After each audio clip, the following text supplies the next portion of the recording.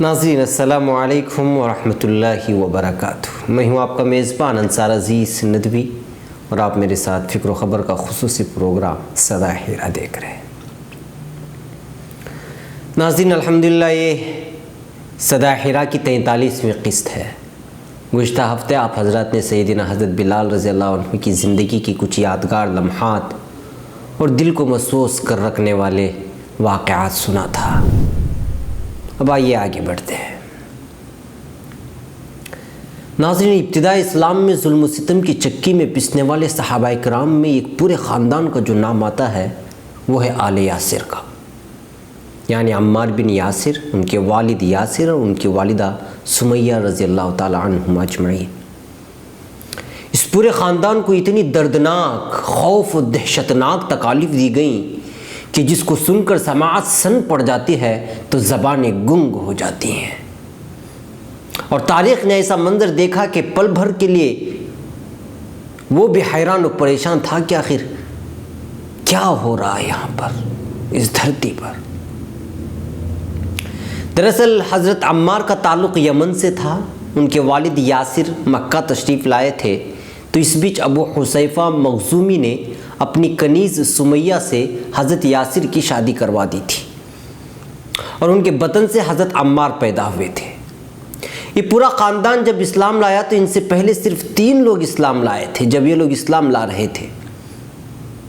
بہرکیف قریش نے ان کی ایمان لانے کی سزا ایسی دی کہ ان کو جلتی ہوئی زمین پر لٹا دیتے اور اس قدر مارتے کہ یہ لوگ بے ہوش ہو جاتے، اور ایک ہی وقت تینوں کو آمنے سامنے باندھتے اور ظلم کی انتہا کر دیتے تھے، یہاں تک کہ آپ صلی اللہ علیہ وسلم ان کو تکالیف دیے جانے کے روح فرسا منظر کو دیکھ کر فرمایا تھا کہ صبر یا آل یاسر صبر فَإِنَّ مَوْعِدَكُمْ الْجَنَّةُ، اے آل یاسر صبر کرو، جنت کا تم سے وعدہ کیا گیا ہے۔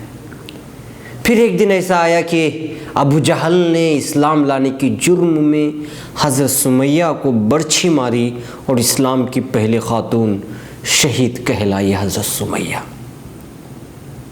پھر اسی طرح حضرت یاسر یعنی حضرت عمار کے والد بھی ہر دن کفار قریش، سرداران قریش کے ظلم سہتے رہے، یہاں تک کہ ایک دن ظلم و ستم کی تاب نہ لاتے ہوئے اللہ کی راہ میں وہ بھی شہید ہو گئے۔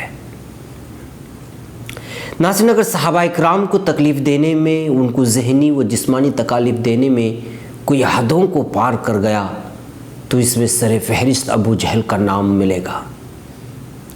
لہٰذا سیرت ابن ہشام میں اس کی ہردرمی اور اسلام دشمنی کا تذکرہ کرتے ہوئے لکھا گیا ہے کہ بدکار ابو جہل قریش کے افراد کو ان لوگوں کے خلاف ابھارا کرتا تھا۔ اس کی حالت یہ تھی کہ جب اس نے کسی کے متعلق سن لیا کہ اس نے اسلام اختیار کیا ہے اور اگر وہ صاحب عزت و جاہ اور حمایتیوں والا ہے تو اس پر دلیلوں اور گفتگو سے غلبہ پانے کی فکر کرتا، رسوا اور بدنام کرنے کی تدبیریں کرتا، اور کہتا تو نے اپنے باپ کا دین چھوڑ دیا حالانکہ وہ تجھ سے بہتر تھا، ہم تو تیرے عقل کی سبکی کا چرچا کریں گے، یعنی پاگل پن کا، تیری رائے کی غلطی کا مشہور کر دیں گے اور تیری وجاہت و برتری کو پس کر رکھ دیں گے۔ اگر وہ کوئی تاجر ہوتا تو اس سے کہتا واللہ ہم تیرے بیپار کو مندہ اور تیرے مال کو تباہ کر دیں گے۔ اگر وہ کوئی کمزور ہوتا تو اسے مارتا اور اس پر لوگوں کو ابھارتا تھا، یعنی کہ لوگ اس کو مارے۔ ناظرین، یہ تھی اس کی قساوت اور جہالت۔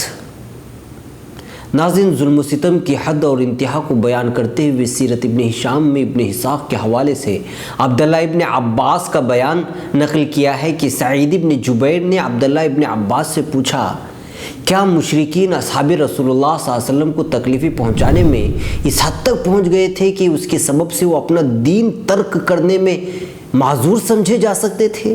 یعنی جائز تھا ان کو؟ انہوں نے کہا ہاں واللہ وہ ان میں سے کسی کو تو مارتے تھے، کسی کو تو بھوکا پیاسا رکھتے، یہاں تک کہ اس آفت کی سختی کے سبب سے وہ سیدھا بیٹھ نہیں سکتے تھے۔ وہ اس سے جو چاہے کہلوا لیتے تھے، اس سے کہتے اللہ نہیں بلکہ لات و عزیٰ تیرے معبود ہیں، تو وہ ہاں کہہ دیتا تھا۔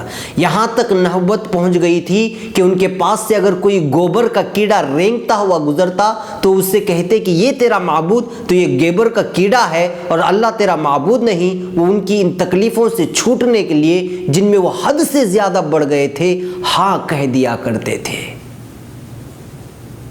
ناظرین، سنا آپ نے ان کی مشکلات و مصائب کی داستان کو؟ اس طرح کی تکلیف سے کوئی نہیں چھوٹا تھا صحابہ کرام میں۔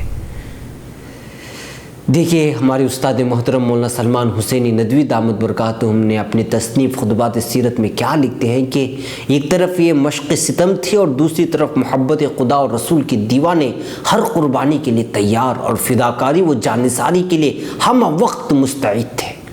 عثمان بن عفان رضی اللہ عنہ جیسے معزز شخص کو چٹائی میں لپیٹ کر نیچے سے دھواں دیا کیا، کسی کے پیر میں رسی ڈال کر اسے گھسیٹا گیا۔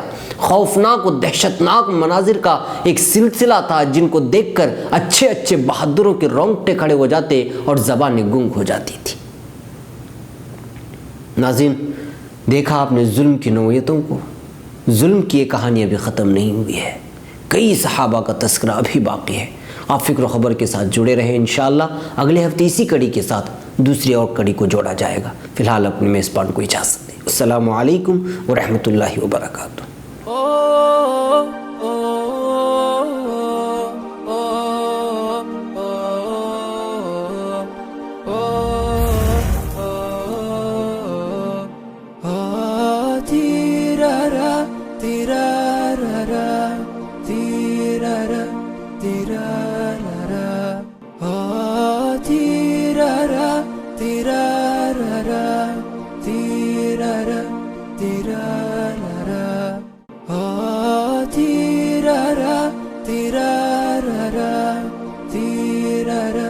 تیرا